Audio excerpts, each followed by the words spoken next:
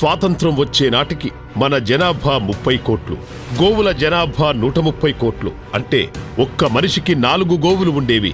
కాని నేడు మన జనాభా 130 కోట్ల పైన ఉండగా గోవుల జనాభా 20 కోట్ల లోపలే ఉన్నాయి. కబేళాల ద్వారా ఇప్పటి వరకు 80 కోట్ల గోవులను చంపి యథేచ్ఛగా ఎగుమతి చేసి రోగాలను దిగుమతి చేసుకున్నాం. మనకు ఊపిరి పోసేది గోవే అని చెబితే ఆక్సిజన్ ఇవ్వడానికి చెట్లున్నాయి కదా అని ఆవులను చంపేస్తారు. ఆక్సిజన్ కి సిలిండర్లు వచ్చాయని ఇప్పుడు చెట్లను నరికేశారు. చివరకు ఆక్సిజన్ చేత్తో పట్టుకొని బిక్కుబిక్కుమంటూ చోద్యం చూస్తున్నాం. ఎన్నో సూచనలు వచ్చినా, ఎన్నో ప్రళయాలు వచ్చినా తెలుసుకోలేకపోతున్నారు. ఎందుకిలా జరుగుతున్నాయని ఆలోచన కూడా చేయట్లేదు. కాని కాలంలో వర్షాలతో ముంచేస్తోన్న దానికి కారణం కనుక్కోలేకపోతున్నారు. కరోనాతో ప్రపంచం మొత్తం అతలాకుతలమవుతున్నా, అతివృష్టి అనావృష్టితో పిట్టల్లా రాలిపోతున్నా, క్షణంలో ఆవిరవుతోన్న బతుకులు కంటి ముందే అయినవాళ్లు విగత జీవులై ఊపిరి వదిలేస్తున్నారు. ఏ ఇల్లు చూసినా ఇలాంటి గుండెలు పిండేస్తున్న దృశ్యాలే. సర్వనాశనమైపోతా సార్. ఇంకా మనిషి అనేవాడే ఉండడు సార్. వచ్చింది సార్ పోయే కాలం. పాపం బాగా పండిపోయింది.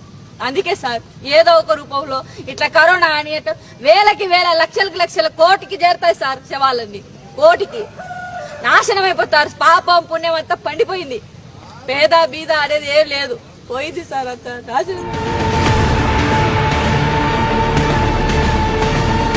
మరోపక్క చెట్లను నరికేసి కాలుష్యంతో కాటికి దగ్గరగా బతికీడుస్తూ మళ్లీ చెట్లు నాటిస్తున్నామని అనుకుంటున్న ఓ వెర్రి జనాల్లారా, మరి ఇక మీకు ఆ అవసరం రాకపోవచ్చు. మరి ఎందుకంటే చెట్లకు కూడా వింత రోగం వచ్చి నేలరాలుతున్నాయి తెలుసా? వీటన్నిటికీ మూలం గో వ్యవసాయాన్ని వదిలి విషాన్ని చల్లడం, విషాన్ని తినడం, విషాన్ని పీల్చడం, విష సంస్కృతి అలవాటు చేసుకోవడం వల్ల వాతావరణంలో సమతుల్యం లోపించింది. అందువల్లే ఇన్ని విపరీతాలు సంభవించాయని మేధావులు చెబుతున్నారు.